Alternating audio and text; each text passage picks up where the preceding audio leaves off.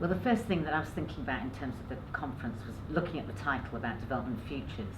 And thinking, well, you know, what does the future of development look like? What can we envisage for development futures? And one of the things that I was thinking about as I was reflecting on the title was that actually maybe that's not the starting point. It's not thinking about development futures, but thinking about who has the right to shape the future, who defines it, who controls or has the authority to actually say what the future might look like, and who's excluded from that.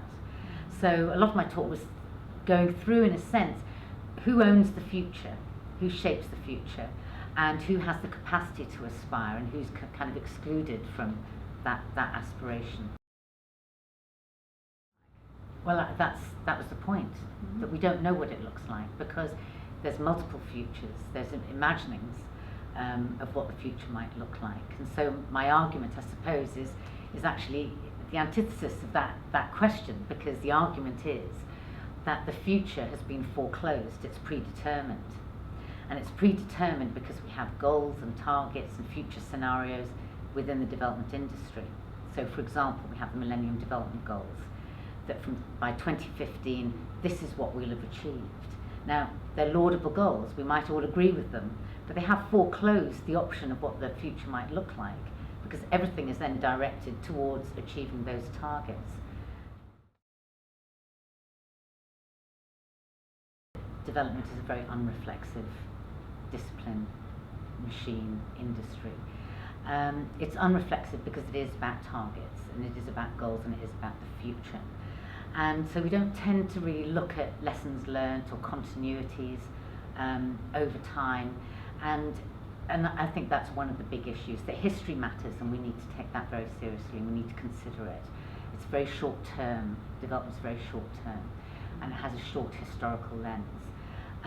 The second issue, which is kind of more responding to your question, is that it seems to me that we construct places in various ways. We demarcate distinctions in various ways. So we look at rich and poor, autocratic, democratic, places where there's high levels of inequality, low levels of inequality, poverty, etc. And we demarcate places according to this kind of criteria. But I think we also make another demarcation, which is about the past and the future. And so the West is very often constructed as representing the future of underdeveloped and developing societies. So those societies are envisaged as being in the past. They're traditional, they're backward, they need to be brought into modernity with development aid so they can progress with the West intervening. Now what that means is that developing societies don't have a choice about the future. They follow this singular future which is exhibited by the West. So the future is already in existence. The future is Western modernity, Western forms of capitalism or global capitalism.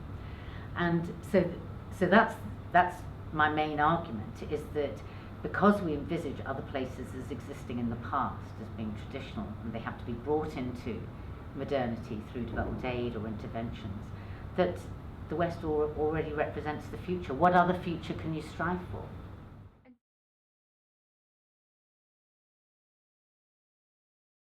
I think we need to start seeing everybody as contemporaries.